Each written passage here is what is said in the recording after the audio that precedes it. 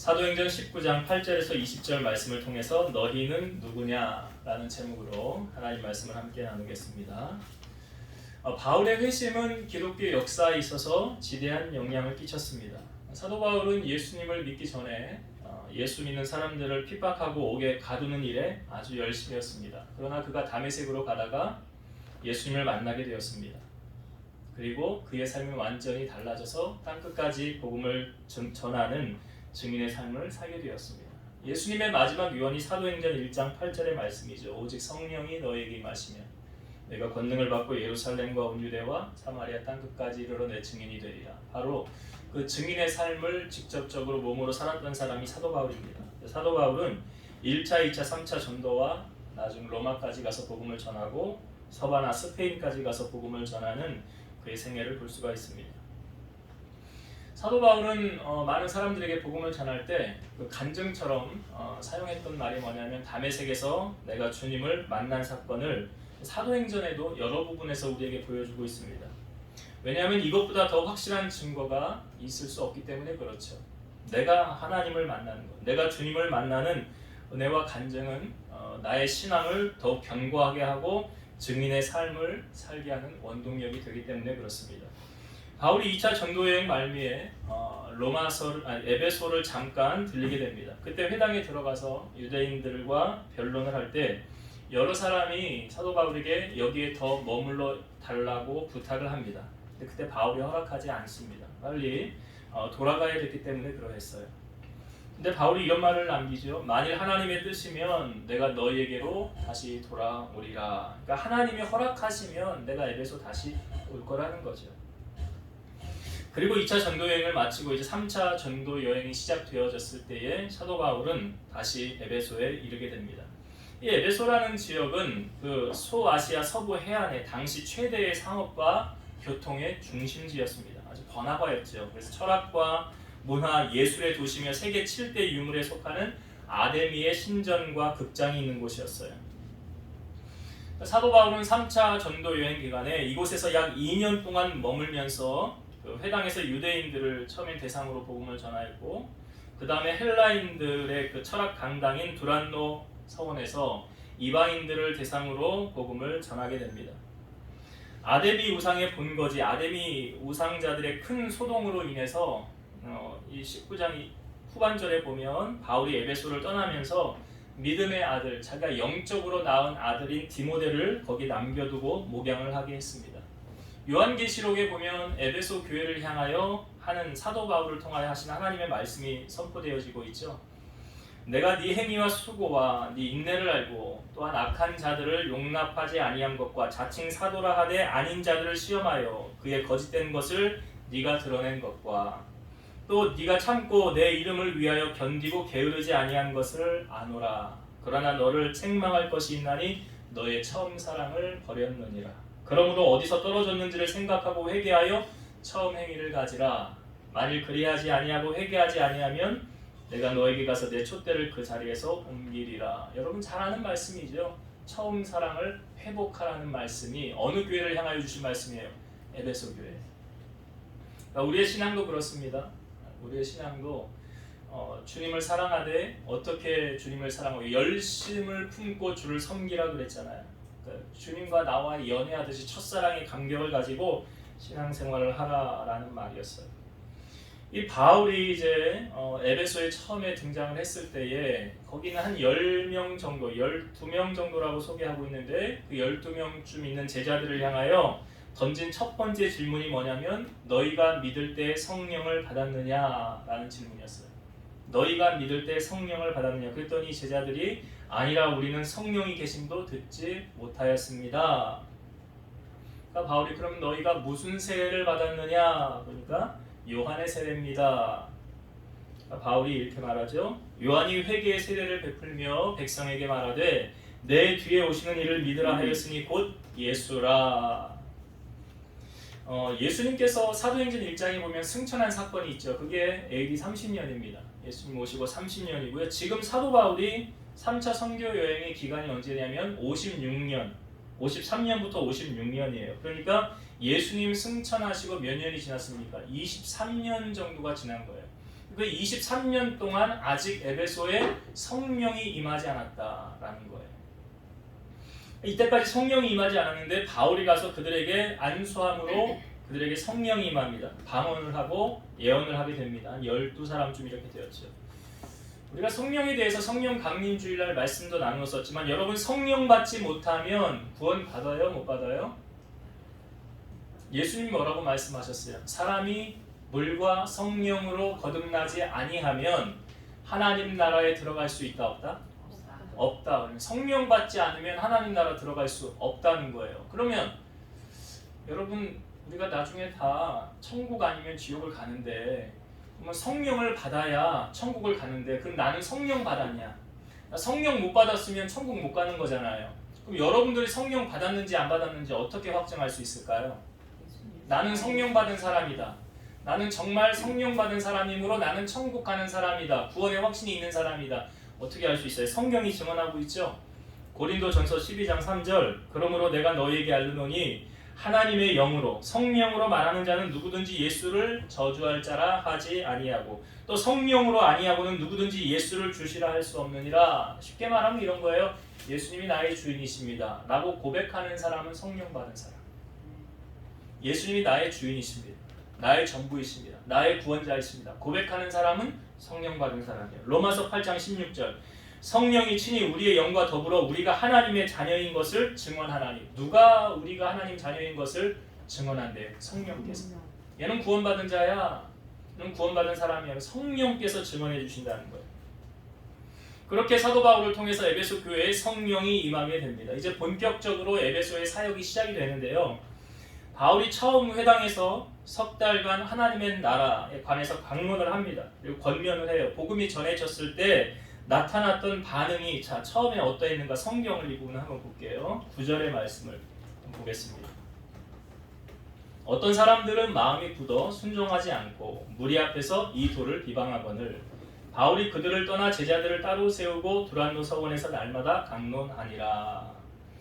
사도 바울이 하나님의 나라에 관해서 예수 그리스도에 대해서 복음을 전할 때 그 복음이 전해질 때에 그 사도 바울을 향하여 가졌던 사람들의 마음이 어떤 사람들은 처음에 이렇게 소개하고 있죠. 마음이 굳어 순종하지 않고 무리 앞에서 이 도를 예수 그리스도를 비방하거늘. 그랬더니 바울이 어떻게 했대요? 바울이 그들을 떠나 제자들을 따로 세우고 두란노 서원에서 날마다 강론하니라. 여러분 하나님의 은혜는요 사람을 통하여 흐른다는 사실을 아시죠? 고넬료라는 사람이 있었죠. 정말 이방인이었지만 하나님께 항상 기도하고 구제하는 사람이었는데 천사가 나타나서 베드로를 청하라 그래. 왜 베드로를 청하라고 그랬을까요?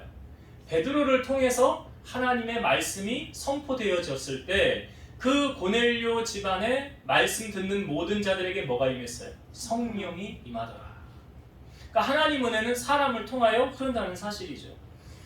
여러분 아무리 좋은 음식을 진수성찬 이렇게 맛있는 거 많이 차려놔도요 그 사람이 입을 벌려서 먹지 않으면 내 것이 되지 않는 거죠. 하나님 말씀도 그런 거예요. 아무리 좋은 말씀을 선포해도 그 사람이 그 말씀을 받지 않으면 전혀 거기는 하나님 은혜가 일어나지 않아요.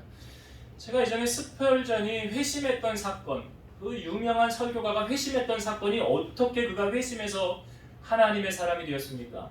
눈이 많이 내리는 어느 날 그 담임 목회자가 오지 못했어요.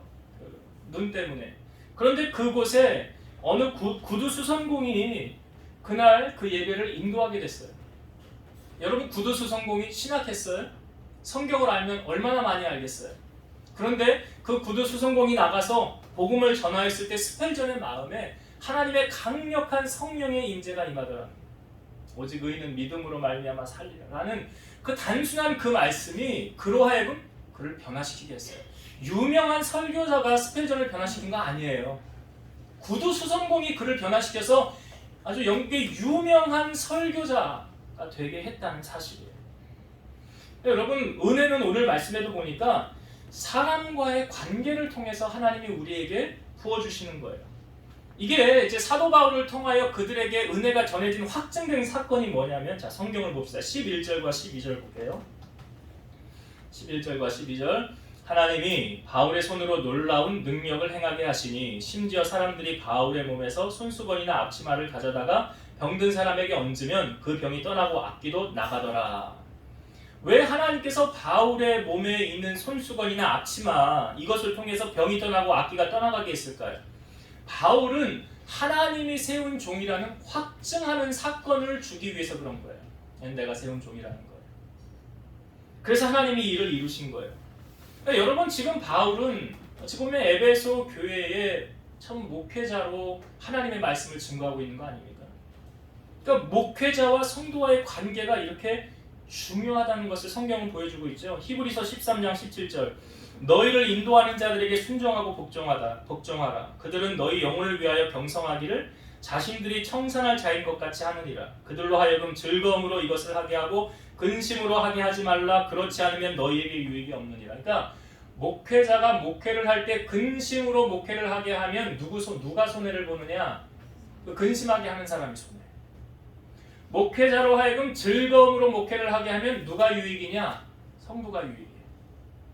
그래서 간혹 목사님들이 치는 설교라고 그러죠, 여러분. 치는 설교를 하는 목사님들이 있어요. 제가 예전에 지금은 돌아가셨지만 부산 수영로 교회 정필도 목사님, 부산에서 제일 큰 교회예요. 그 목사님이 그 큰 교회를 하면서도 자기를 그렇게 힘들게 하는 몇몇 사람들이 있었대요. 그래서 어떻게 이 목사님이 하나님 앞에 기도해, 하나님, 저 교인을 다른 데로 보내든지 나를 다른 데로 보내든지 하나님 사생 결단을 하세요. 나 힘들어서 목회 못하겠어요.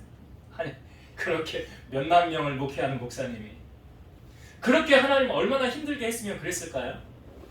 근데 하나님 지혜를 주시더래요. 그래서 이 사람들로 변화시켜야 되겠다고 이 사람들, 그러면 목사님들이요, 설교를 나오는데 치는 설교를 이렇게, 너 좀 잘 듣고 좀 이렇게 좀 살아, 그 대상으로 이렇게 말씀을 전하다 하나님 지혜를 주셔서 포커스를 바꿨대요. 누구를 향하여 설교를 전하게 되었느냐? 아주 신앙생활 열심히 하는 사람들 있죠. 뜨겁게 주님을 사랑하는 사람들 있죠. 이 사람들을 대상으로 주제를 맞춰서 설교를 하니까 어떤 일이 생겼냐면, 그 말 안 듣고 속상하는 사람들, 그 사람들이 아주 열심히 하는 사람들처럼 변화가 됐다는 거예요. 그렇게 하나님이 역사하시더래요. 그러니까 이 관계가 참 중요한 거거든요. 그러니까 목회도 그런 거예요. 목회자와 성도와의 관계가 좋을 때 하나님께서 거기에 하나님 은혜를 부어주시는 거예요.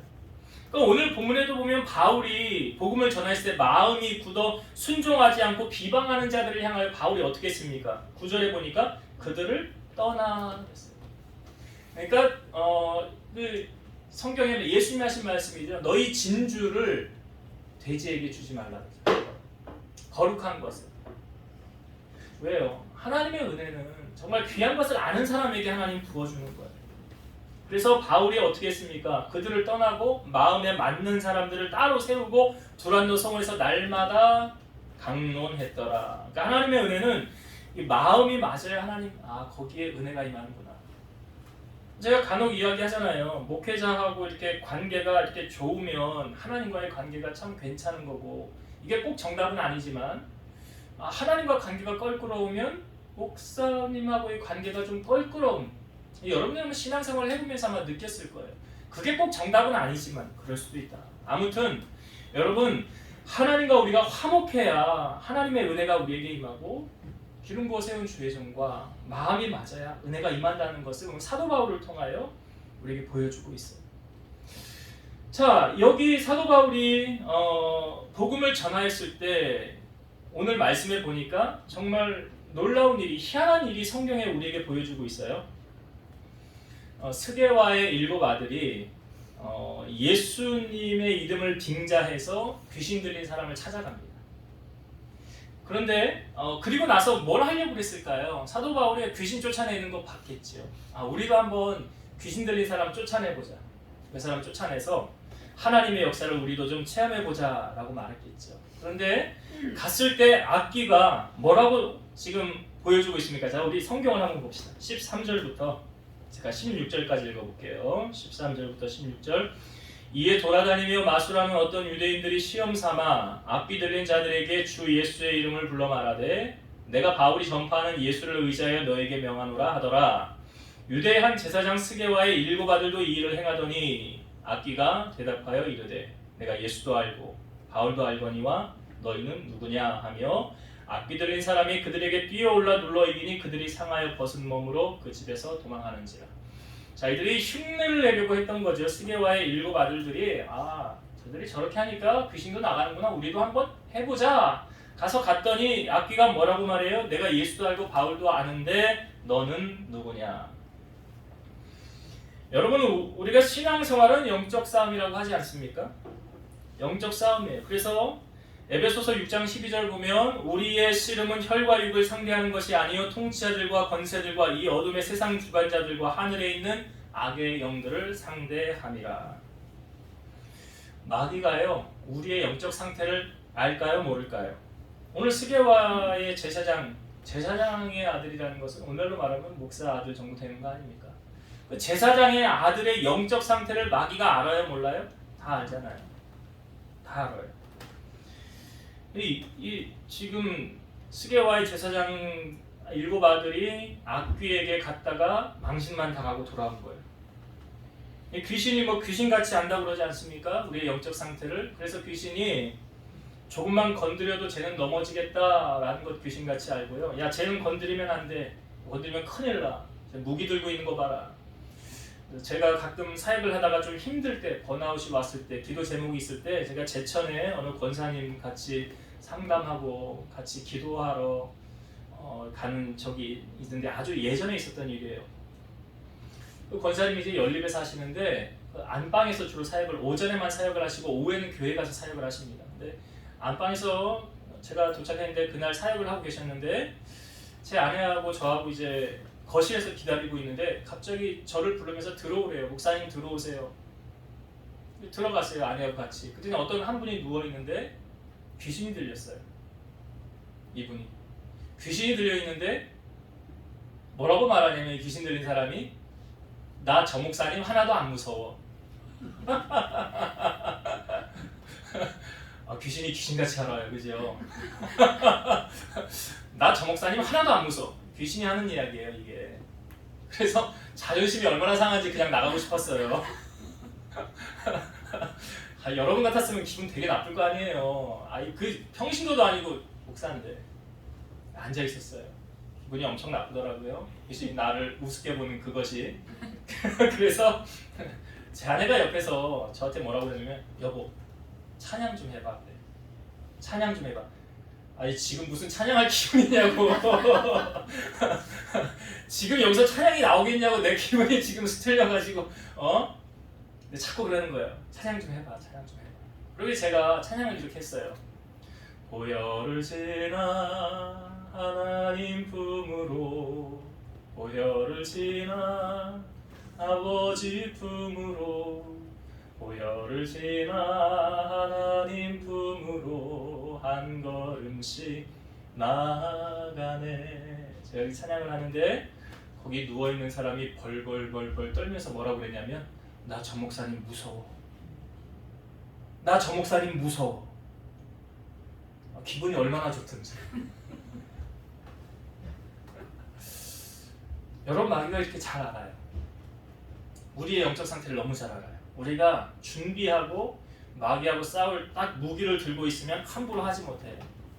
그러나 우리가 기도도 하지 않고요, 말씀의 무기, 성령의 검, 하나님의 말씀으로 무장되어져 있지 않으면 마귀는 우리를 바보로 생각해요. 너까지 있게 뭘 하겠어. 그러나 우리가 영적 무기를 갖추고 있다면 마귀가 함부로 하지 못해요. 여러분들은 오늘 이 말씀 속에서 정말 귀신이 벌벌 떠는 사람입니까? 아니면 귀신이 비웃는 사람입니까?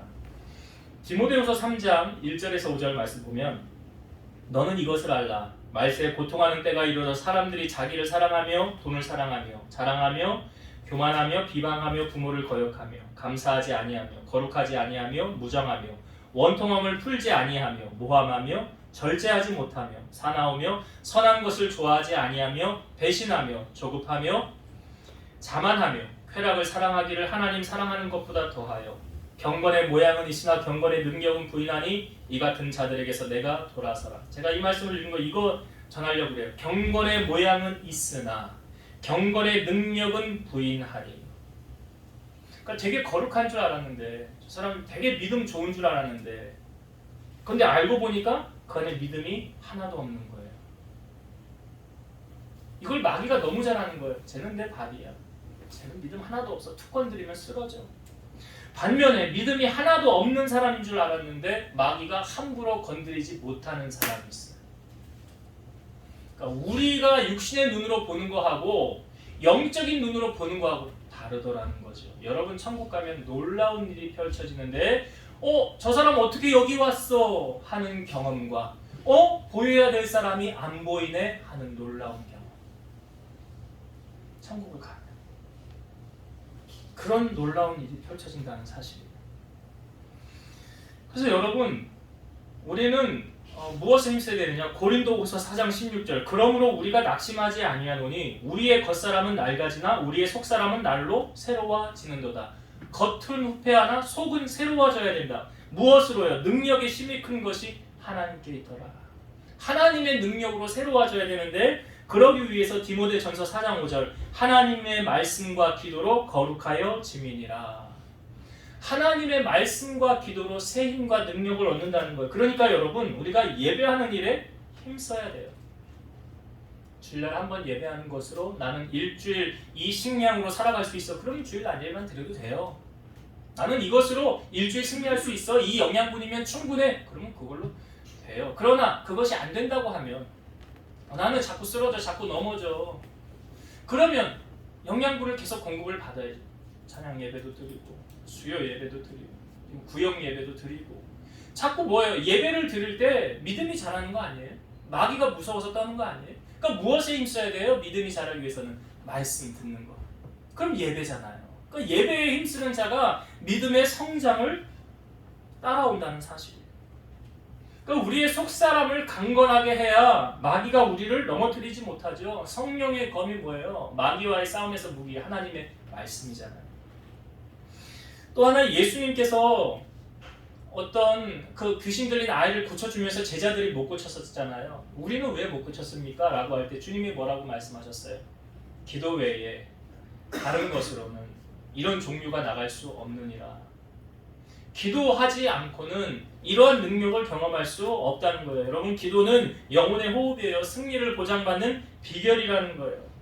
그래서 예수님이 믿고 구한 것은 받은 줄로 믿으라 그러죠. 여러분 오늘 말씀 속에서 혹시 우리도 스게와 제사장의 일곱 아들들 아니야? 마귀가 우리를 보면서 야 니까짓 게 뭐라고 마귀에게 조롱을 당하는 그런 사람이 아니라 마귀가 벌벌 떨어서 우리 앞에서 꼼짝 못하는 그런 여러분들이 다 되시기를 주의 이름으로 축원드립니다.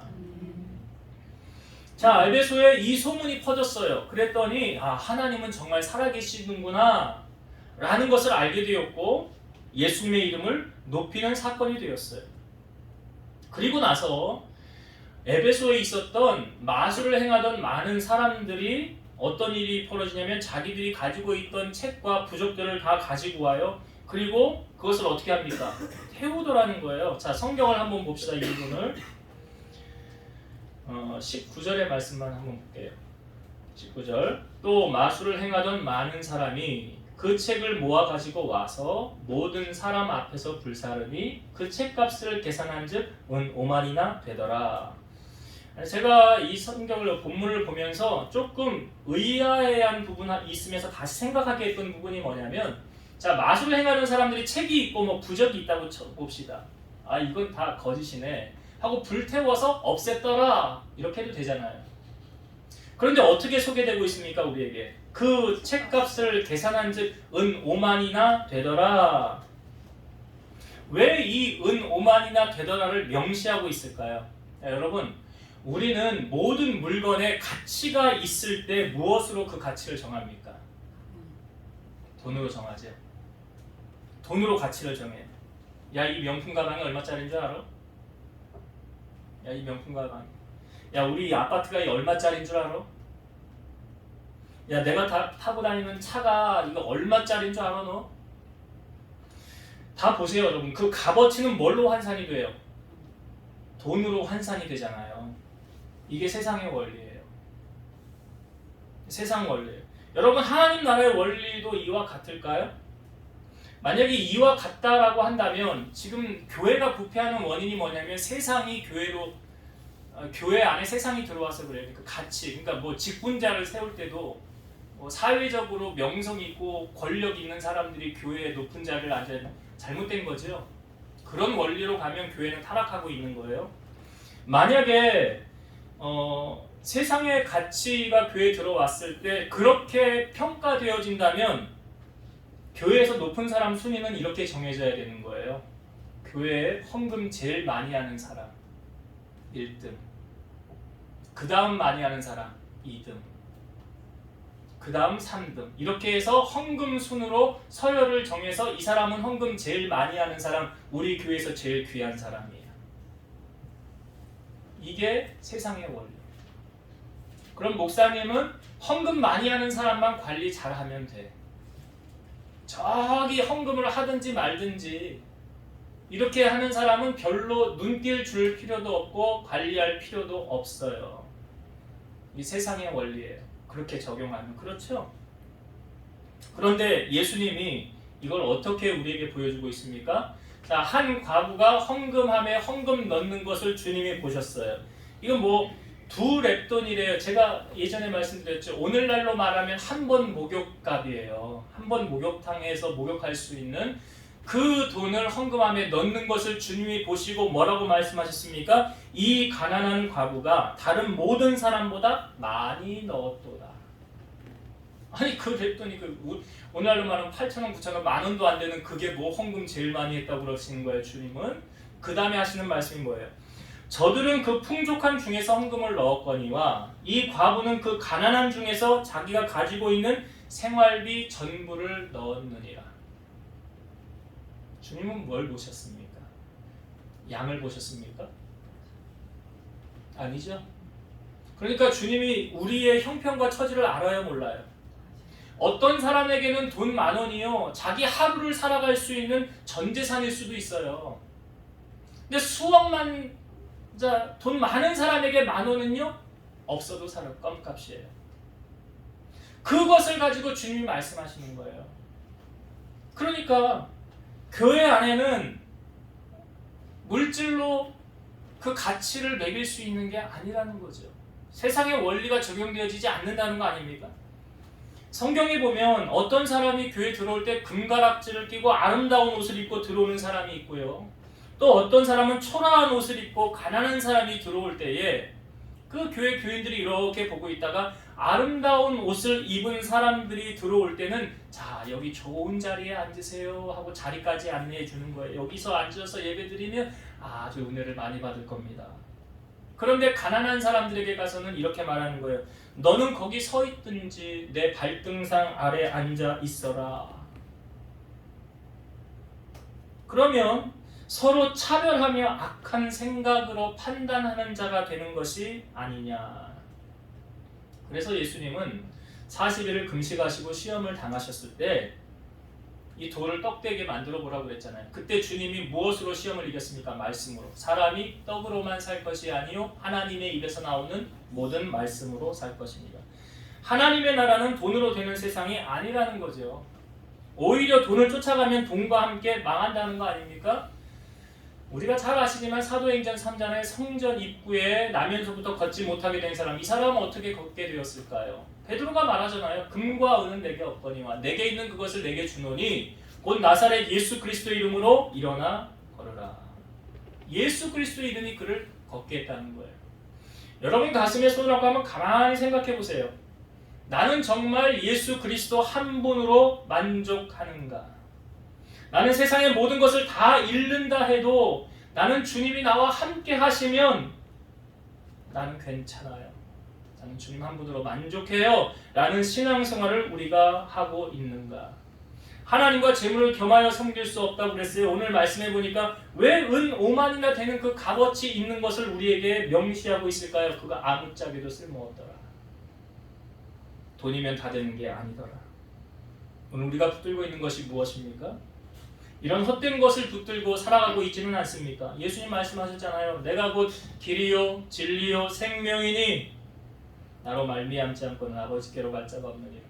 영원한 하나님의 나라를 여러분 소망하고 계신다면, 우리의 시민권이 저 천국에 있다면 이 땅에 썩어질 것에 마음 두지 마시고 나의 전부 되시는 하나님, 나를 위해 죽으신 예수 그리스도 한 분만을 붙잡고 승리하는 여러분 되시기를 주의 이름으로 축원드립니다. 말씀을 정리하고 마치겠습니다.